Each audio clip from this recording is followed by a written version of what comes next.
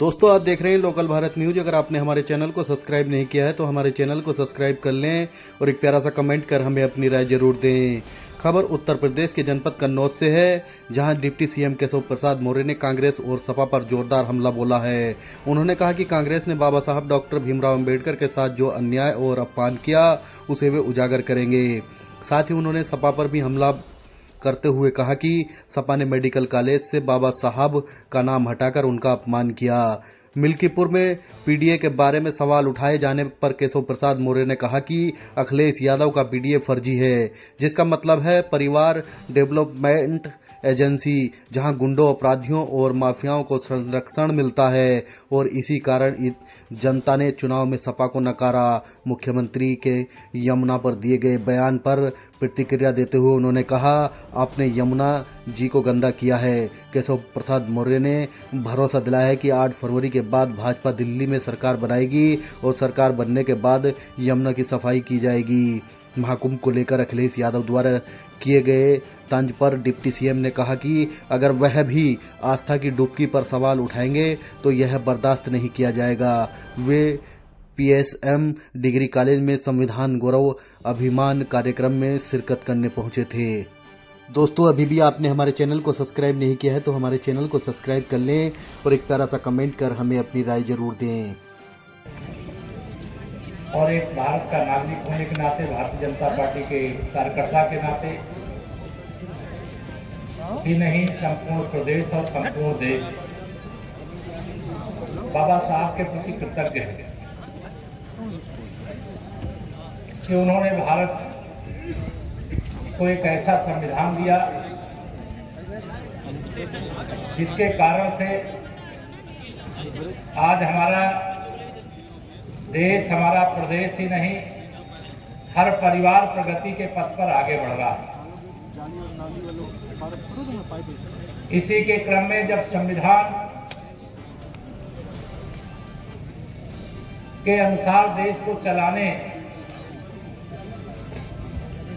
के लिए 75 वर्ष पूरे हो रहे हैं, इस कार्यक्रम को भारतीय जनता पार्टी ने राष्ट्रीय स्तर पर संविधान गौरव अभियान के नाम से लिया है। और उसी के क्रम में आज कन्नौज में आयोजित कार्यक्रम में भारतीय जनता पार्टी के हमारे क्षेत्रीय अध्यक्ष, जिन्होंने बहुत सारी जानकारी दी, ऐसे हमारे श्री प्रकाश पाल जी, आपके यहीं के लोकप्रिय विधायक और प्रदेश मंत्री परिषद के हमारे सम्मानित साथी और विद्वान हैं श्री असीम अरुण जी,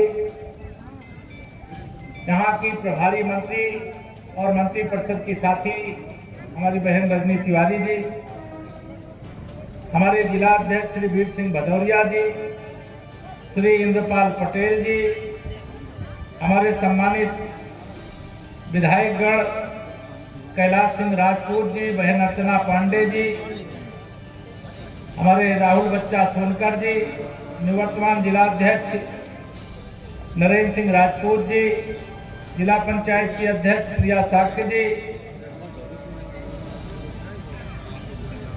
और हमारे विधायक राट बहन मनीषा नहीं आई, गौरी शंकर वर्मा जी, हमारे विधायक गौरी शंकर वर्मा जी, हमारी अपना दल की विधायक मऊरानीपुर डॉक्टर रश्मि आर्या जी। बाबा साहब के सम्मान में भारतीय जनता पार्टी सदा मैदान में रहती। बाबा साहब ही चाहते थे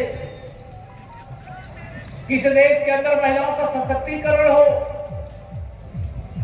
लेकिन बाबा साहब तो चाहते थे, वो कांग्रेस नहीं करना चाहती थी। लंबी लड़ाई के बाद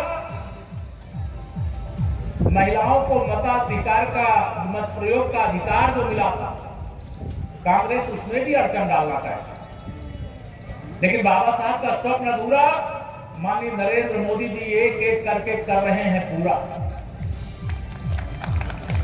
अभी जिसका उल्लेख किया असीम जी ने,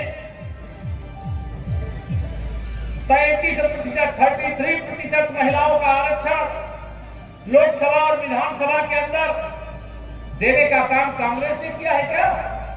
ये बाबा साहब का स्वप्न पूरा करने का काम माननीय नरेंद्र मोदी जी के नेतृत्व वाली सरकार ने। गरीबों के जीवन में भी जो अनेक दुख है वो दूर हो, उसको लेकर के माननीय नरेंद्र मोदी जी के नेतृत्व में जब सरकार बनी 2014 में, तब से 4 करोड़ से अधिक गरीबों को प्रधानमंत्री आवास और अनेक सुविधाओं के साथ देने का काम किया गया, अनेक अवसर देने का काम किया गया। उसका वर्णन करूंगा, बहुत समय लगेगा, समय का थोड़ा अभाव है। माननीय मोदी जी के आने के बाद 25 करोड़ लोग गरीबी रेखा से बाहर निकले। पार्टी राष्ट्रीय स्तर पर संविधान गौरव अभियान के अंतर्गत जो कार्यक्रम कर रही है, उसमें आज कन्नौज में कार्यक्रम था।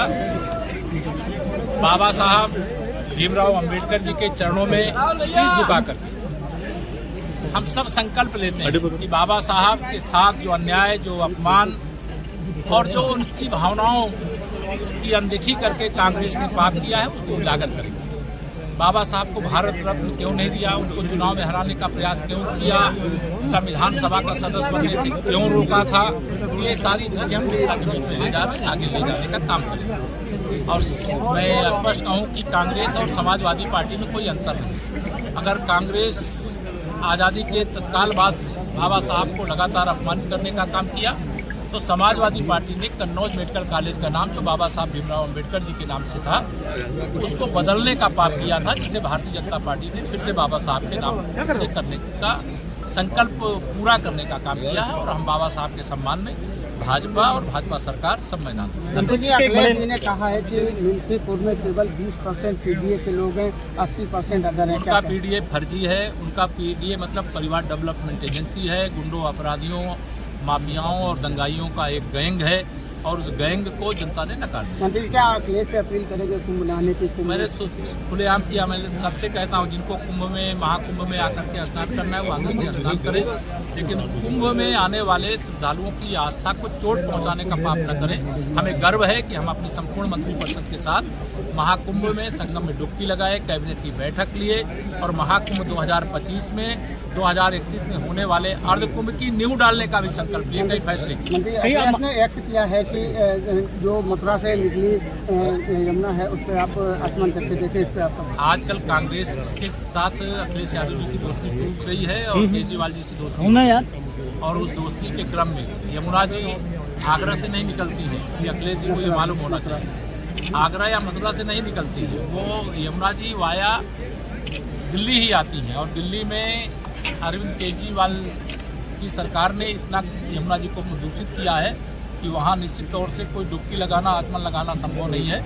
लेकिन 8 फरवरी को वहाँ भाजपा की सरकार बन जाएगी, और आने वाली 8 फरवरी, जब अगली 8 फरवरी आएगी, वहाँ डुबकी भी लगाएंगे लोग, आचमन भी करेंगे। भाजपा दिल्ली चुनाव में भाजपा की सरकार बनेगा। क्या आप मानते हैं जाने से? हाँ, क्या डर लग रहा है जैसे राम मंदिर करने का? उनको डर लग रहा है, जनता उनको सबक सिखाएगी।